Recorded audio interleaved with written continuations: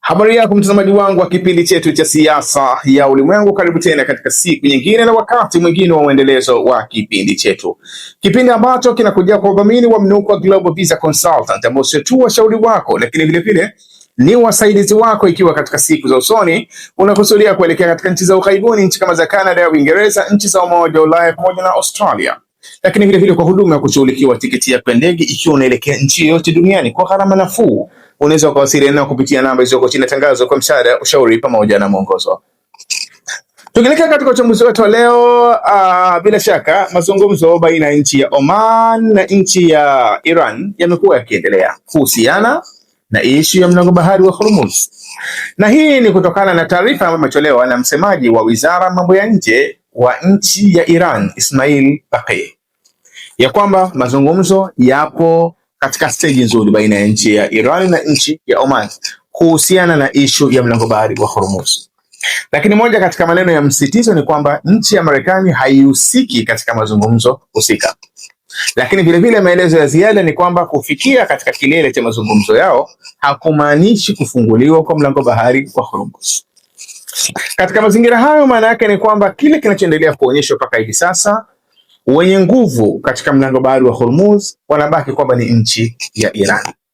Na hii tumekuwa tukilisitiza katika sehemu ya chambuzi zetu kwamba nchi ya Marekani zuio lake katika mlango bahari wa Hormuz hasa lina focus katika nchi ya Iran, kwa maana kwamba meli zisiingie wala kutoka katika pwani za nchi ya Iran. Lakini zuio la nchi ya Iran maana yake ni zuio kubwa zaidi, kwa sababu maana yake linahusisha nchi zote ambazo zinahitaji kupita katika mlango bahari wa Hormuz, au meli kutoka katika nchi zote ambazo zinahitaji kupita katika mlango bahari wa Hormuz. Maana yake kupita kwake kutategemeana na masharti ya nchi ya Iran, na ndio maana inaonekana mpaka hivi sasa ni kwamba meli zote ambazo zinaripotiwa kwamba zinapita katika mlango bahari wa Hormuz ni zile ambazo zimekuwa zikifuata taratibu wa kupita katika korido ya upande wa kaskazini, kwa maana ya kwamba korido ya iliyoko katika upande wa nchi ya Iran na sio ile iliyopo katika upande wa nchi ya Oman. Ripoti kutoka katika nchi ya Marekani kutoka kwa Rais Donald Trump zimekuwa zikiashiria kwamba kuna mazungumzo ambayo yamekuwa yakiendelea ya nyuma ya pazia.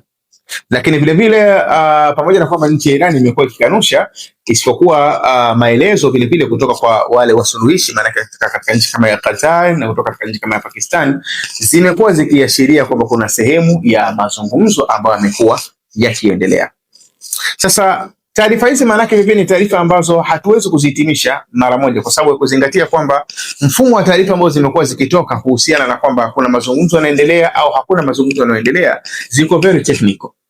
Katika upande wa Marekani, kile kinachozingatiwa kusema kwamba kuna mazungumzo yanaendelea, lengo lake kubwa ni kuhakikisha kwamba bei katika soko la dunia, bei kama za mafuta ambazo zinaonekana kwamba zilikuwa zimepanda hivi karibuni zaidi, ziweze kushuka au zibaki pale zilipo. Ndio lengo la taarifa kutoka katika nchi ya Marekani. Lakini taarifa kutoka katika nchi ya Iran ambayo imetoka ikiashiria kwamba hakuna kinachoendelea baina ya nchi ya Marekani na nchi ya Iran, hata kama kipo kilichoko nyuma ya pazia kinachoendelea, kukanusha kwake maana yake lengo lake ni kuhakikisha kwamba bei za mafuta zisishuke chini, kwa sababu ni moja katika matakwa ya nchi ya Marekani. Lakini pamoja na jitihada ambazo zimekuwa zikiendelea nyuma ya pazia ya mazungumzo ambayo inaonekana kama kuna mazungumzo yamekuwa yakiendelea, hata kama sio mazungumzo ambayo yanawakutanisha moja kwa moja wajumbe kutoka katika nchi ya Marekani na kutoka katika nchi ya Iran, lakini kile kinachoonekana mpaka sasa hivi, ugumu wa mazungumzo husika unawezekana ukatoka hasa katika upande wa nchi ya Iran. Kwanza kwa kuzingatia rekodi ambayo imetengenezwa na nchi ya Marekani, kwamba nchi ya Marekani kwa muda mrefu imekuwa ikisiginya ile sehemu ya mazungumzo, kwa maana kwamba wamekuwa wakizungumza na kisha baada ya muda wamekuwa wakitumia tekniki kama ya kufanya mashambulizi ili kuweza kulazimisha kufikia katika baadhi ya makubaliano, jambo ambalo mpaka hivi sasa linaonekana kwamba katika upande wa nchi ya Iran imezingatiwa kama ni ukiukwaji wa makubaliano na ni rekodi ambayo imetengenezwa na nchi ya Marekani ya kukiuka sehemu ya makubaliano, na hilo limethibitishwa hasa kupitia kikao cha Majlis ile idara au tunasema mkusanyiko wa wale wanazuoni wa kidini katika nchi ya Iran ambao wana nguvu actually. Moja katika maelezo ya mahitimisho ya mkusanyiko wao ilikuwa ni kwamba mazungumzo yote yatakayofanyika baina ya nchi ya Iran na nchi ya Marekani yatazingatia mtazamo wa Mujtaba Ali Khamenei. Maanake tusizingatie zaidi maelezo kutoka katika nchi ya Marekani au zile fikra za nchi ya Marekani. Maana yake izingatiwe zaidi fikra kutoka kwa kiongozi wao mkuu ambaye ni Mujtaba Ali Khamenei, pasi na kujali kwamba atakachokizungumza Mujtaba Ali Khamenei kitakuwa kina manufaa kwa upande wa Marekani au kitakuwa hakina manufaa katika upande wa Marekani. Kwa hivyo katika mazingira namna hiyo, maana yake ni kwamba deal yoyote ya mbele inawezekana ikawa ngumu kwa upande wa Marekani, kwa sababu Iran huenda wakasimamia katika msimamo wa kiongozi wao mkuu Mujtaba Ali Khamenei katika mapito ambayo haitajalisha kwamba ni mapito yatakuwa na manufaa kwa nchi ya Marekani au hayatakuwa na manufaa kwa nchi ya Marekani. Na hili maanake ni jambo ambalo limetengenezwa na Marekani wenyewe. Maanake ukiangalia katika nchi ya Iran katika siku za nyuma, jamii ya Iran ilikuwa imegawanyika, especially ya wanasiasa. Wapo waliokuwa wanaona kwamba makubaliano na nchi ya Marekani ni muhimu kwa kuzingatia kwamba nchi haiwezi kuwa katika hali ambayo haijulikani ipo katika vita au ipo katika amani. Na wapo waliokuwa wanaona kwamba hakuna umuhimu wa kufanya negotiation na nchi ya Marekani. Katika mazingira namna hiyo, kiongozi mkuu Mujtaba Ali Khamenei alichokifanya ilikuwa ni kutoa fursa kwa wale wanaosema kwamba kuna umuhimu wa kufanya mazungumzo na Marekani. Pamoja na kwamba yeye alijaribu kuainisha wazi kwamba msimamo wake ni kwamba yeye haoni kama kuna manufaa kufanya mazungumzo na nchi ya Marekani au kukubaliana na nchi ya Marekani, kwa sababu ana hakika kwamba kuna uwezekano wakaenda kinyume na makubaliano hayo, lakini akatoa fursa kwa wale ambao walikuwa wanaona kwamba kuna umuhimu wa kufanya mazungumzo hayo, kina kiongozi rais wa nchi ya Iran Masoud Pezeshkian na baadhi ya jamaa wengine kama kina Abbas Araghchi na mfano wake. Sasa kitendo cha Marekani kwenda kinyume na sehemu ya makubaliano ambayo walikuwa washakubaliana na nchi ya Iran au katika stage za kukubaliana na nchi ya Iran kwa kuanza tena kufanya mashambulizi ndani ya nchi ya Iran, maana yake ni kwamba hata ule upande ambao ulikuwa unaonekana kwamba unatetea kuingia kwenye makubaliano na nchi ya Marekani ulipoteza nguvu yote. Nguvu yao yote ya utetezi maana yake ikapotea. Mwisho wa siku, ina maana sasa hivi upande wa wale ambao wanasema kwamba hakuna umuhimu wa kufanya mazungumzo na nchi ya Marekani, hivi sasa ndio wana nguvu ndani ya nchi ya Iran. Na kama wana nguvu katika mazingira namna hiyo, maana yake ni kwamba uwezo wa kuingia katika mjadala utakaokuwa na manufaa katika pande zote mbili inawezekana ikawa ni jambo gumu sana, kwa kuzingatia kwamba nchi ya Iran kwa hivi sasa maana yake msimamo wake ni kusimamia kwenye lile tu lenye manufaa katika nchi ya Iran. Na ndio maana ile majlis ya wale wanazuoni wao wa dini wamezungumza kwamba makubaliano ya namna yoyote yatakayofanyika hivi sasa na nchi ya Marekani yatazingatia mtazamo wa Mujtaba Ali Khamenei. Na kile kinachofahamika wazi kwamba Mujtaba Ali Khamenei msimamo wake ni mkali. Ni msimamo ambao unaendana na jeshi lile la nchi ya Iran, ambao mara zote wenyewe wanaamini kwamba Marekani hawatakiwi kupewa fursa, kwa kuzingatia kwamba ni watu ambao leo unaweza kukubaliana nao hivi na kesho wakarudi katika mfumo mwingine. Kwa hivyo ina maana tunachokitegemea katika sehemu ya hizo juhudi ambazo zinaonekana kwamba zinafanywa na nchi kama ya Pakistan na nchi kama ya Qatar, inawezekana zikawa na hali ngumu, kwa kuzingatia msimamo wa sasa hivi wa nchi ya Iran unaonekana wazi kabisa utakuwa ni msimamo ambao focusing yake kubwa itakuwa ni kutazama maslahi ya nchi ya Iran na si vinginevyo.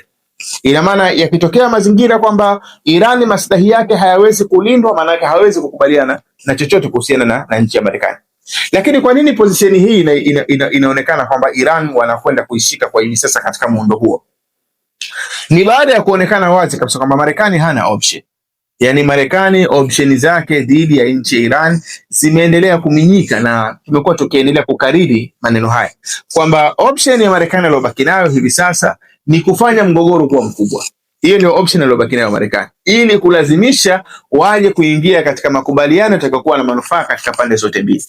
Lakini shida ya option hii ni kwa sababu ya madhara yanayokuja au yanaweza kutokea baada ya Marekani kusema kwamba tunaingia ile mbele kabisa na kufanya mashambulizi makubwa dhidi ya nchi ya Iran. Madhara yake yatakuwa ni makubwa sana katika eneo la Mashariki ya Kati, ambayo kwa hakika maana yake ni kwamba katika eneo la Mashariki ya Kati hakuna ambaye anaweza akawa na ubavu wa kubeba gharama ya kile kitakachotokea baada ya mashambulizi ya nchi ya Marekani katika nchi ya Iran. Kwa hivyo mwisho wa siku ni kama Marekani imejikuta kwamba ipo katika dilemma. Kuingia katika makubaliano na nchi ya Iran kwa hivi sasa, masharti ya Iran au msimamo wa nchi ya Iran umeonekana wazi kwamba hivi sasa wenyewe watazingatia maslahi yao kwa kuzingatia mawazo ya kiongozi wao mkuu Mujtaba Ali Khamenei, ambao hatutegemei kwamba mawazo ya Mujtaba Ali Khamenei yatakuwa yanaleta maslahi katika nchi ya Marekani. Itakuwa ni jambo ambalo haliwezekani. Lakini Marekani watakapotaka kulazimisha ili makubaliano namna yote vile vile yawe na maslahi katika upande wao, maana yake njia pekee ni kufanya mgogoro kuwa mkubwa. Lakini kufanya mgogoro kuwa mkubwa, ni nani atakayebeba gharama ya mgogoro husika? Maana yake sio wengine, ni zile nchi za Gulf pale. Maeneo ya Gulf ndio yatakayoathirika kwa kiwango kikubwa. Sasa pamekuwa na ripoti za nchi ya Marekani kuondoa jeshi katika baadhi ya maeneo kama ya Kuwait, katika maeneo kama ya Bahrain. Marekani inaonekana kama imeweza kuondoa sehemu ya wanajeshi.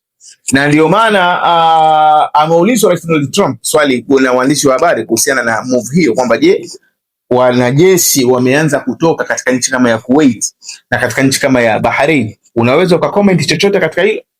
Rais Donald Trump alikataa kujibu hilo swali. Kukataa kwake kujibu hilo swali maana yake ni technical issues. Ni issues za kitaalamu kwamba kuna baadhi ya information au kuna baadhi ya taarifa si muhimu kuweza kudhihirishwa katika kipindi cha awali cha movement husika. Sasa Marekani ikiwa itathibitika kweli anaondoa jeshi lake katika nchi ya Bahrain na katika nchi ya Kuwait, kama vifaa ambavyo vinaonekana kwamba vimeondoshwa katika sehemu ya Erbil na katika sehemu ya Suleimania katika upande wa Kurdistan, tafsiri yake maana yake ni kuinyima uwezo nchi ya Iran katika siku za mbele. Kwa sababu maana yake jeshi la nchi ya Marekani litakapokuwa limeondoka katika sehemu kama ya Bahrain, litakapokuwa limeondoka katika sehemu kama ya Kuwait, maana yake ikitokea mgogoro wa namna yote, kwa nini Iran ishambulie tena Bahrain au ishambulie tena Kuwait na ili hali kwamba jeshi limeshaondoka katika sehemu husika? Kwa hiyo inawezekana move ya Marekani kuweza kuondoa jeshi katika baadhi ya maeneo ikiwemo maeneo ya kaskazini mwa nchi ya Iraq, katika sehemu kama za Kuwait, katika sehemu kama za Bahrain, lengo ni kujaribu kuondoa uwezo wa nchi ya Iran kushambulia katika maeneo husika, kwa sababu target ya nchi ya Iran kushambulia katika maeneo husika ni kwa sababu ya uwepo wa bezi za nchi ya Marekani, lakini vile vile uwepo wa wanajeshi wa nchi ya Marekani. Ina maana hao wanapokuwa hawapo, automatically ni kwamba sehemu husika hazitakiwi kushambuliwa. Kwa hiyo inawezekana ikawa ni tekniki ya kujaribu kupunguza ile scope au ule uwanda wa nchi ya Iran kuweza kufanya mashambulizi katika maeneo tofauti katika eneo la Mashariki ya Kati. Lakini katika upande wa pili, maana yake hilo linapokuwa limethibitika kwamba Marekani wameweza kweli kuondoa wanajeshi katika sehemu ya Kuwait, katika sehemu ya Bahrain na upande wa kule Kurdistan katika upande wa Iraq, kama ambavyo imeulizwa kwa Rais Donald Trump na akashindwa kujibu, maana yake ni kwamba itakuwa ni sehemu ya ushindi kwa nchi ya Iran, kwa sababu maana yake nchi ya Iran lengo lake kubwa ni kuhakikisha kwamba Marekani anaondoa bezi zake katika eneo la Mashariki ya Kati, kwa sababu wenyewe Iran wanachoamini ni kwamba uwepo wa Marekani katika eneo la Mashariki ya Kati maana yake ni kwamba Iran haiwezi kuwa salama. Ili Iran iweze kuwa salama ni lazima Marekani aondoe bezi zake katika eneo la Mashariki ya Kati, na ndio stance ambayo inachukuliwa na nchi ya Iran mpaka sasa hivi, na ndio asili ya wao kuendelea kufanya mashambulizi katika eneo la Mashariki ya Kati. Sasa katika upande huo ina maana hata kama Marekani watakuwa wanajaribu kuondoa sehemu ya wanajeshi katika baadhi ya maeneo ili kuifanya Iran inyongeke katika ile uwanda wake wa kufanya mashambulizi, manake maeneo mengine iwe haiwezekani wao kufanya mashambulizi, mwisho wa siku maana yake itakuwa ni kuondoa vile vile uwezo wa nchi ya Marekani kuweza kufanya operation zake, kwa kuzingatia kwamba operations za nchi ya Marekani zimekuwa zikisapotiwa na uwepo wa bezi za nchi ya Marekani katika eneo la Mashariki ya Kati. Na ndio maana mashambulizi mengi ya kushambulia ndani ya nchi ya Iran maana yake ilikuwa kutoka katika sehemu kama za Kuwait, kutoka katika sehemu kama za United Arab Emirates, sehemu kama za Bahrain, ndio sehemu ambapo mashambulizi yalikuwa yakifanyika. Kwa hiyo ina maana itakapofikia hatua vile vile kwamba hizo bezi zikawa inaonekana kama zimefungwa, wanajeshi wameondoka, hata kama zitakuwa wamepelekwa katika sehemu ambazo labda zimefichika kiasi fulani, lakini ni kwamba ule ufanisi wa jeshi la Marekani katika operesheni zake dhidi ya nchi ya Iran katika eneo la Mashariki ya Kati maana yake itakuwa zimedhoofika. na ndiyo tatizo kubwa la mgogoro huu wa nchi ya Marekani. Maanake ni mgogoro ambao hautulizani mahala pamoja, yani sio mgogoro ambao unaweza ukasema kwamba nikifanya jambo A nitakuwa nimemaliza au nikifanya jambo B nitakuwa nimemaliza. Ni mgogoro ambao kila unapojaribu kushika pointi moja, maanake kuna pointi ya pili inakuwa inaleta tatizo.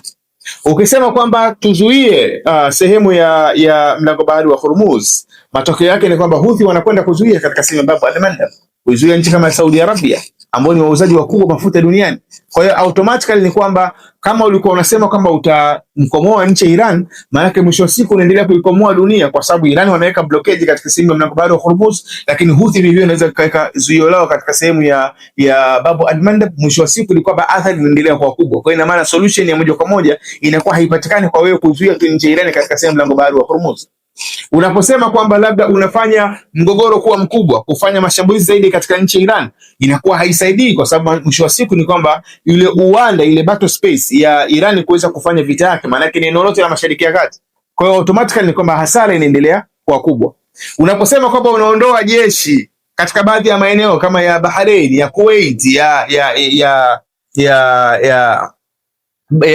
baadhi ya maeneo pale katika sehemu ya Iraq kule Kurdistan na Suleimania, unaondoa sehemu ya jeshi na vifaa vya jeshi kule, unaweza ukasema kwamba ninapunguza ile space ya uwezo wa Iran kuweza kufanya mashambulizi katika nchi tofauti tofauti na kuleta athari zake, lakini mwisho wa siku ni kwamba unakuwa umeipa advantage nchi ya Iran, kwa sababu ya kwamba kile walichokuwa wanakipigania wao ni kuhakikisha kwamba besi za nchi ya Marekani zinaondoka katika baadhi ya maeneo ya eneo la Mashariki ya Kati. Kwa hiyo maana yake tatizo la mgogoro husika ni kwamba kila ambacho unajaribu kukifanya au Marekani anajaribu kukifanya, opposite yake au kinyume chake Iran anachokuja kukifanya kinakuwa ni tatizo zaidi. Na ndio maana tukasema kwamba katika vipindi vyetu vilivyopita nyuma tulikuwa tunajaribu kusema kwamba moja katika njia salama ya nchi ya Marekani kuweza kumaliza mgogoro huu sio yenyewe kushinda, kwa sababu mpaka sasa hivi inaonekana Marekani wameshindwa, kwa sababu malengo yote ya vita walikusudia kuyafikia wameshindwa kuyafikia mpaka hivi sasa. Kwa hivyo njia pekee ya Marekani kuweza kubaki katika hali ya usalama katika eneo la Mashariki ya Kati na kuweza kuendelea walau kumaintain sehemu ya heshima waliokuwa nayo kwa muda mrefu katika eneo la Mashariki ya Kati ni wao kutambua kwamba Irani ni moja miongoni mwa power ambazo zimeinuka katika eneo la Mashariki ya Kati, lakini vile vile zina nafasi ya ushawishi katika eneo la Mashariki ya Kati, kama ilivyokuwa nchi ya Urusi kwamba ni nchi ambayo ina haiendani siasa zake na nchi ya Marekani, lakini inaheshimika katika nchi ya Marekani kwa sababu ya nguvu yake, kama ilivyokuwa nchi ya China inavyoheshimika kwa sababu ya nguvu yake, kwa sababu ya uchumi wake, japokuwa siasa zake zinatofautiana na nchi ya Marekani. Kwa mwenendo huo maana yake ilikuwa ni busara kwa Rais Donald Trump kutoa credit kwa nchi ya Iran katika eneo la Mashariki ya Kati. Hili lilikuwa lina salama zaidi katika nchi ya Marekani. Lakini kinyume na hivyo, maana yake kile kinachoendelea mpaka hivi sasa kinaashiria wazi kwamba ambaye anaendelea kutamba katika eneo la Mashariki ya Kati anabaki kwamba ni nchi ya Iran. Ndio maana katika issue kama mlango bahari wa Hormuz matangazo yako wazi kwamba wao wanafanya discussion na nchi ya Oman, lakini kukubaliana kwao na nchi ya Oman hakuna influence ya namna yote ya nchi ya Marekani katika mazungumzo husika. Lakini hata kama utafikia katika kilele cha mazungumzo yao, maana yake ni kwamba sio kufunguliwa kwa mlango bahari wa Hormuz. Wao watakapoona kama mazingira ni sahihi ya kufungua mlango bahari wa Hormuz, ndipo watakapofungua mlango bahari wa Hormuz. Katika mazingira namna hiyo, unaonekana wazi kabisa kwamba Marekani hana nguvu ya kufungua mlango bahari wa Hormuz pale ambapo Iran ameshaufunga mlango bahari wa Hormuz. Na hata kama siku za nyuma ilikuwa Marekani inaashiria kwamba njia iliyobakia na ndio iliyobakia actually ya kufanya mashambulizi makubwa ndani ya nchi ya Iran ili kuweza kuirudisha katika upande wa mazungumzo, maana yake ni kwamba nchi ya Iran ilikuwa inaonekana kama iko tayari kwa lolote. Na ndio maana katika kipindi husika cha matangazo hayo ya kuashiria kwamba labda huenda kuna mashambulizi yatafanywa na nchi ya Marekani, wao hawakuacha kufanya mashambulizi yao katika upande kama kule Iraq, katika upande wa Kurdistan, maeneo ambayo palikuwa kuna base za nchi ya Marekani, lakini vile palikuwa kuna mifumo ya nchi ya Marekani, mifumo kama ya Patriot, mifumo kama ya THAAD ilikuwepo katika upande wa kule Kurdistan. Walikuwa wanaendelea kufanya mashambulizi yao. Maana yake ni kwamba they don't fear, hawaogopi chochote. Kwa nini hawaogopi chochote? Kwa sababu wanaamini kwamba position ya Marekani kwa hivi sasa ina mkusanyiko wa vitu vingi ambavyo vinaifanya ishindwe kufanya operesheni zake vizuri katika eneo la Mashariki ya Kati dhidi ya nchi ya Iran. Kwanza kabisa base zake maana yake zinafikika, wanapotaka kuzishambulia maana yake wanaweza wakazifikia. Jambo la pili, kuna ile supply line, ile mfumo wa kusupply silaha au makombora au zile anti-missile weapons, zile silaha za kutungua makombora, maana yake zina kikomo. Yani kwamba kilichokuja kubainika ni kwamba Marekani sio kwamba labda ana vifaa ambavyo haviishi, no, maana yake vinakwenda vinapungua. Na tatizo lingine ambalo ni kubwa zaidi ni aina ya uzalishaji wake, kwamba anavyozalisha manake hazalishi tu ovyo ovyo, manake wanazalisha kwa kiwango maalum, kwamba kwa miaka inawezekana wakazalisha pisi kiwango fulani. Kwa hivyo kufanya mabadiliko ya haraka ya kufanya uzalishaji tena mkubwa zaidi ya kile ambacho kinaonekana kwamba kipo katika uwezo wa yale makampuni ya Kimarekani, manake actually inakuwa ni jambo kubwa, ni jambo gumu. Kwa hivyo katika mazingira namna hiyo ni kwamba Marekani ni nchi ambayo inajulikana ina nguvu duniani, na ni nuclear state, ni nchi ambayo ina silaha za nuclear, ni nchi ambayo ina teknolojia, ni nchi ambayo ina uchumi mkubwa, lakini katika mazingira ambayo imejikuta hivi sasa katika eneo la Mashariki ya Kati, ni mazingira ambayo yamekuwa na hali nyingi za kushindikana. Kwanza, ndani ya nchi ya Marekani vita yenyewe haina umaarufu, haina support ya namna yoyote. Lakini mwisho wa siku ni kwamba unapotaka kuingia katika vita kubwa zaidi, madhara yanakuwa ni makubwa kwa wale ambao wanakuhost, wanakubeba katika eneo la Mashariki ya Kati, ambao wao wenyewe hawawezi kukubaliana na mazingira namna hiyo. Na unaposema kama upiganie katika space ambayo isiyokuwa space yao, maana yake katika upande kama wa baharini, maana yake mwisho wa siku ni kwamba haikupi fursa nzuri ya kuweza kupigana, kwa kuzingatia kwamba kuna mifumo ya rada iliyokuwa mikubwa kama ile ilikuwa inapatikana katika nchi ya Qatar katika siku za nyuma, uliokuwa unaweza kusoma karibia kilomita 1500, ulikwisha kushambuliwa na nchi ya Iran.